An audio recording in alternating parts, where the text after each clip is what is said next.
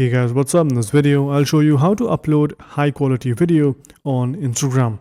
Now by default, Instagram might add some compression and make you feel as though your videos have been uploaded at a lower quality. Now how do you make sure that this doesn't happen? Well, it's quite a simple method.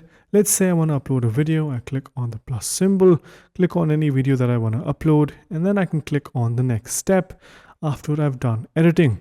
Now once I'm here on this screen, you can scroll down and see an option which says more options. Just click on this and here you will see this option where it says upload at highest quality. Now make sure this is turned on. When this is turned on, it will upload at the highest available quality. Now this also depends on the kind of media that you have recorded.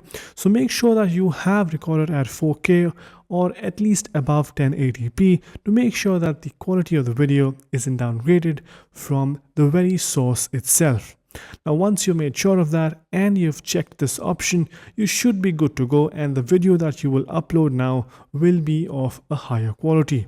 So yeah, that's pretty much it on how you can upload a high quality video on Instagram.